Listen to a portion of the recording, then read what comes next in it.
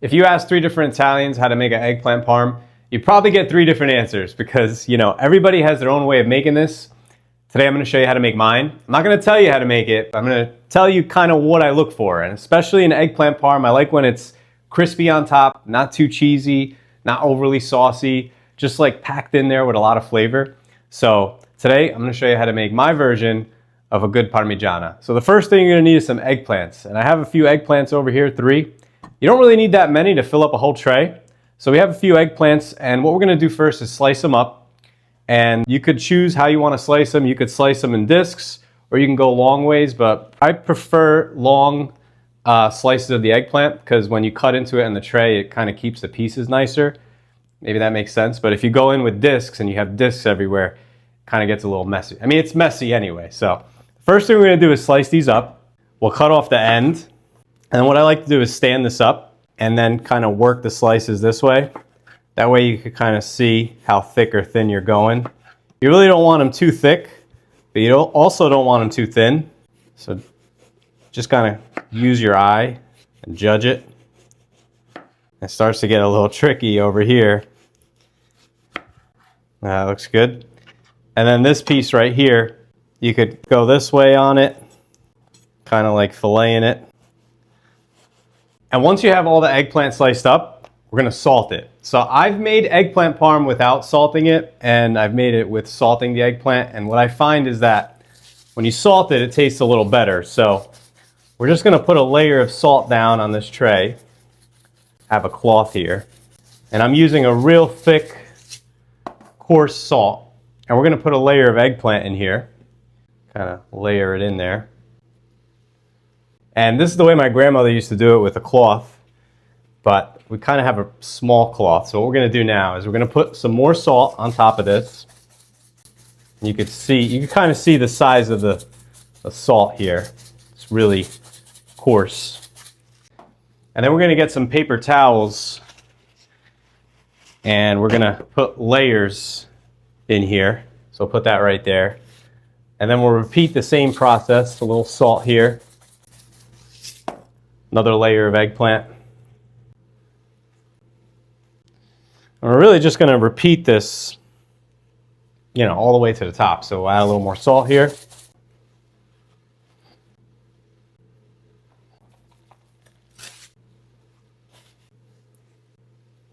So this is our last layer. Just going to add a little more salt here. Just making a little bit of a mess. Put this on top. And now what we're going to do is we want to get some weight on this. So what I'm going to do is put my cutting board right on top, but still it's not enough weight. So you need something heavy. So if you have some heavy pots or pans, this is pretty heavy. So we're going to throw this right on top. So we're going to let this sit for about 25-30 minutes. And this allows all the vegetation water to come out of the eggplant. Sometimes it's a little bitter.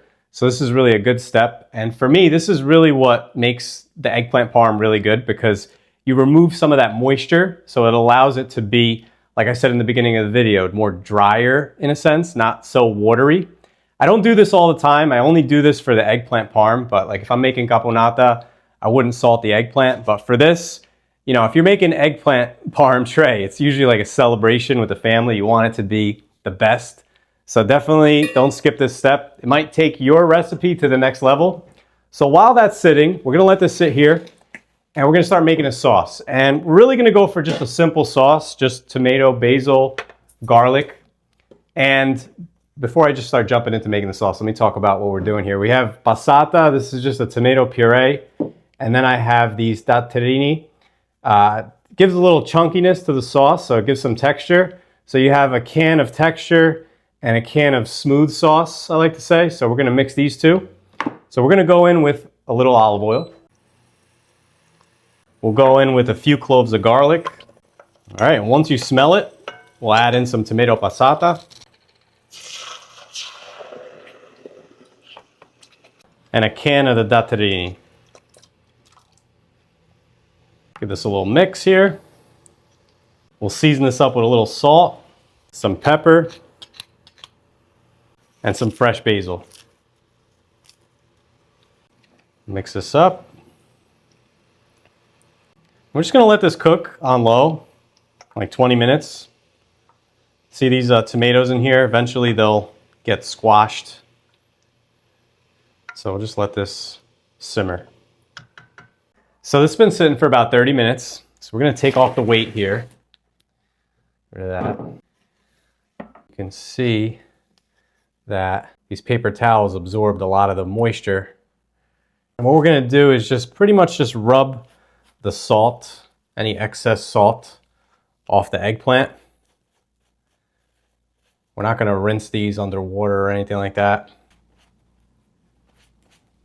So we got all the eggplant cleaned up, we got all the salt removed, and I just want to point out here, like, don't go adding extra salt. These are going to be perfectly salted. So I have the olive oil heating up, I have some flour. What we're going to do now is we're going to dip the eggplant in the flour, and we're going to fry them in the olive oil. And if you want here, I wouldn't use a high quality olive oil. I would definitely use like a lower quality olive oil, or what you could do is you could do half olive oil, half sunflower oil. You don't really want to use the top shelf olive oil to fry this eggplant. It'd be a waste. So we're just going to continue, keep repeating here, frying. This would be a good time, like if you had 2 frying pans going at the same time. Definitely save some time here. You can actually see the eggplant over here, how crispy it is. And I think it's because of the salting. You could see how crispy the eggplant came out. There's no moisture in it, and it actually didn't really absorb that much oil. So that's really what you're going for. So I'm just going to keep frying these up, and then we'll put this Parmigiana together. All right, so we got all the eggplant fried up, and we assembled our operation over here. We have all the eggplant here. I have a pound of fresh mozzarella chopped up, cubed, some Parmigiano Reggiano, some fresh basil, and the sauce, which we let cook for a little while. You could see how nice and thick the sauce is here.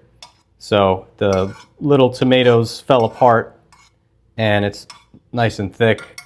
And that's what you really want in a sauce. I would probably stay away from like a can of San Marzano tomatoes. I know they taste really good, but they're a little watery. So you really want like a thick sauce. So got that. And then I have some breadcrumbs and olive oil. So this is kind of like the Sicilian touch to this Parmigiana. We're going to go down with a little olive oil in here. Just like that. And then if you have a brush, you could brush it, or a paper towel. Just kind of rub it. Rub it all around. Bottom. Sides. Just get a little layer of oil in here. And now we're going to sprinkle in some breadcrumbs. And the breadcrumbs is going to give a nice little crunch on the bottom. It's also going to help absorb any moisture in the tray.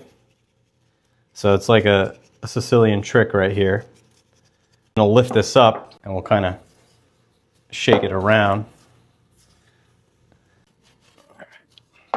So now we can start putting our layers together. We're going to take kind of the uglier pieces of eggplant. We'll put them on the bottom. Down a nice even layer.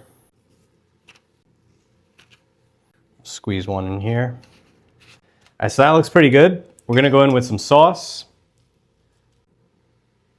So I'm just kind of putting dollops here. So we'll get some dollops everywhere. And then we'll spread it out. Just like that. And you can see here, we didn't overdo it with the sauce. This is perfect. We're going to go in with some fresh mozzarella. Sprinkle it in there. We'll grate in some Parmigiano. It's pretty good. And then we'll put a few leaves of basil. This gives a nice freshness to each layer. So the first layer is down. Now we'll go on to the second layer. We're just going to repeat it all the way to the top.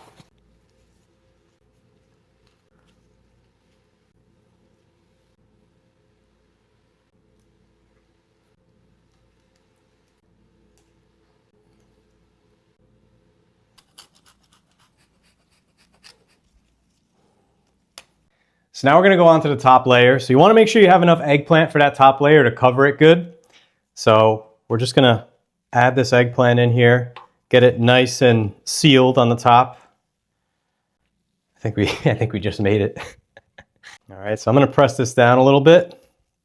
And for the top layer, all we're going to do is just put some sauce and some Parmigiano. We're going to skip the mozzarella on the top layer. Spread this out on here. And this is a really, look at that garlic out of there. This is a really nice baking tray. It's actually 2 inches deep. If it's too deep, if the tray is too deep, that's where you get that really watery eggplant parm. But this is 2 inches deep, so it actually cooks nice. And you want to get some sauce into the sides over here, just like that. Lay it in there. Spread that out. So now we're going to just grate some Parmigiano, not too much. This is going to get nice and crispy in the oven. It's going to give a beautiful color all around. And some more fresh basil. And that's pretty much it.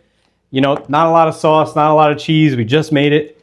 And my grandmother used to make it the same way. It was never overly saucy, overly cheesy. It was just, she took a few eggplants and then just whipped this together with however much cheese she had or sauce, and it was always good. And that's where I think the magic lies with a good Parmigiana, when it's, you don't, I think with this one, it's really less is more, all right? So like that saying, not more is better, less is more when it comes to this. So we're gonna pop this in the oven, center rack, 400 degrees, 30 to 40 minutes, kind of keep an eye on it, uncovered, and it'll be ready.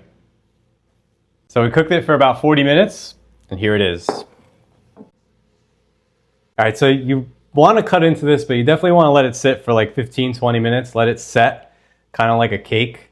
So we're gonna let this sit, just cool off a little bit, and then we'll cut a slice. So it's been about 15 minutes. We're gonna cut into this. Cut a nice slice here.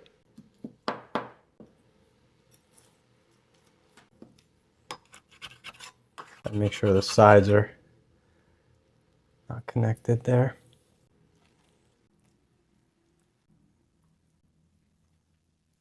Like that. So before we get our fork into that, I kind of want to show you the pan here. You can see that there's no oil, no sauce on the bottom because the breadcrumbs absorbed some of that. And then you can also see that like the sides here have it's a little crispy around the sides. So this is what I was talking about when I said not too saucy, not too cheesy, not too watery. It's like a really, you know, tight eggplant parm. So we'll get the fork in here, show you what we got going on. Just like that. Whoa.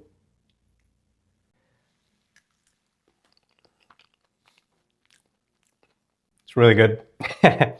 And usually when you get a fork into something like this, there's usually cheese and sauce and a lot of different things going everywhere. But you could see here that when you get your fork in there, it's a perfect scoop. So this is really it. This is the way I like it. Let me eat this. And you definitely want to serve this up with some bread. It's like mandatory. You need bread. If you make this, it's just so good. You could dip your bread. It tastes good now, the next day. I mean, you could put this in the refrigerator, eat it the next day. It'll be just as good. Just reheat it. It's one of my favorites. It's one of my wife's favorites too. We make this all the time, and if we have leftovers, we'll eat it the next day. So don't be afraid to make a big tray. And the last thing I want to mention is the size of the tray. I mentioned it before. This is a 2-inch deep tray. And we kind of only did 2 layers of cheese in here. And that's what allowed it to really not become this overwhelming Parmigiana, right? So if you want to make a bigger tray, I would recommend just making 2 trays. Like if you're making this for a party, I would keep the layer, you know, keep it kind of thin, on the thin side. Because if you go thick, then you run the risk of creating, you know, that saucy, cheesy Parmigiana that I don't like, but maybe you like it. So I think you guys should definitely try this recipe. Let me know how you like it in the comments. I also have a lasagna linked right here. That's, you know, that's an Italian classic. This is really an Italian classic. And yeah, so let me know how you like it in the comments. Let me know how you make your eggplant parmigiana in the comments. Don't forget to hit the bell, like, and subscribe.